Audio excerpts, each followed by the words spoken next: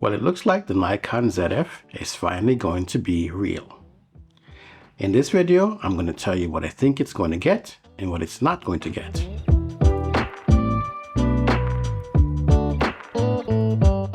Hello everyone, welcome back to the video. It's Wayne again. And today I want to spend some time talking about what I think we're going to get in a retro style ZF camera that is coming to fruition. Now, over the past couple of months, we've heard about this retro camera that should have been released along the Z8, but it hadn't come out just yet. And the past couple of weeks, information has been firming up as to what this camera is going to be. So I checked Nikon rumors and I see that they've made some changes since my last video. I said that I believe this camera is not going to have the Z8 processor, although I would have liked to have it, but at the same time, I also thought maybe she could use the Z8 for like a video specific camera and use something else for the ZF. So, what do I think this ZF camera is going to get? Well, first and foremost, I think it's definitely going to be the 45.7 megapixel sensor. And I believe that'll be the sensor from the Nikon Z7, Z7 II. It's basically the same sensor, nothing has changed from the Z7 to Z7 II. However, the processor did get an upgrade in the Z7 II to dual X-speed processor. Now, I think as far as video is concerned, I'm jumping ahead from photo to video, that they're going to put some 8K video inside this camera. Why do I believe this? Well, if you look at the Sony a7R5, when the 4 was out, while it was a 60 megapixel camera, it had no 8K. But they gave it better processor, and lo and behold, you have 8K video. But they still didn't give you all the different codecs to go for 8K. We only got 10-bit 420. Could Nikon do the same thing with the ZF?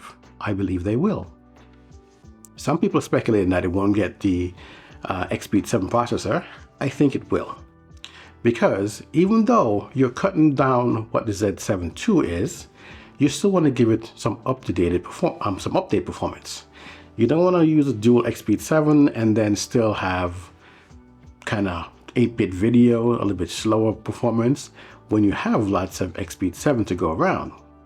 So you can make that camera even better by using the newer processor along with the older sensor. Now, we know it takes about 40 megapixels or so to get you to 8K. So that could be one thing that we could see inside the the ZF. Far as photo side now, let's talk about what I think they will do to it. They're going to reduce the amount of frames per second. They'll probably cap it somewhere between 5 and 6 frames per second.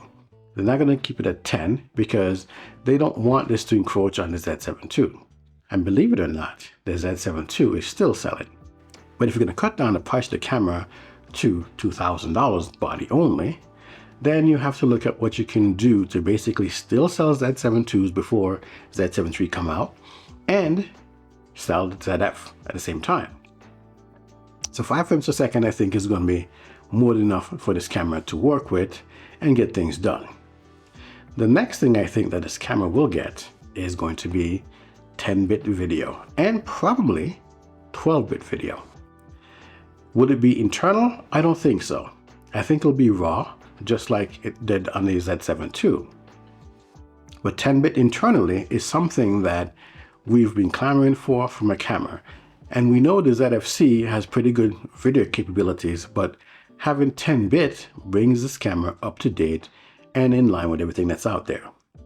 We don't want it to encroach on what the Z8 can do. And even though I'm talking 8K video, it still should be capped at around 30 frames per second, 10-bit 420, just like on the Sony a7R5. I think that's a good way to do it. The X-Speed processor is going to definitely give it some speed, and I think it's going to also help with bumping up the autofocus. And that's something that I think a lot of people are looking for. So yeah, X-Speed 7 and autofocus. I think the capabilities in the sensor to improve the autofocus somewhat. One of the reasons why I keep bringing up the a7R5, again, it's a camera that's been around with a similar sensor for some years before, and all they did basically was added AI processing chip, as well as a new processor upgrade that made this camera even more improved than what it was. I think they could do something similar with the ZF. I don't think it's going to get an AI processor. I think the capabilities is probably there for the autofocus, and all the tweaks that we've got, they pretty much push the X-Speed 6 or the dual X-Speed 6 as far as it could go. So having the X-Speed 7, they can probably tweak it a bit more and get better performance out of that. Do I think they'll put a better IBIS in there? Possibly. But if Nikon is just trying to get rid of old parts, they may not. So we'll see. We don't have any details on that just yet. So once we have the announcement, we'll know for sure. All right, so let's dive into the things that I think that it won't have.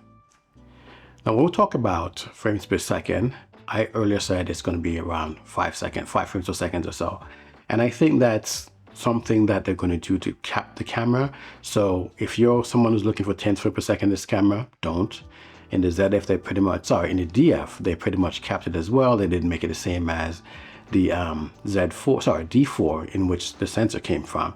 So you're going to have to take down some of the performance to kind of get it there. So for those people saying, hey, if it's Z7 processor, Z7 II sensor, we're looking for the same performance, because this camera is supposed to be a street camera, you know, if you want to call it a hipster camera, some people are saying, then I don't think they're going to put it at that same level.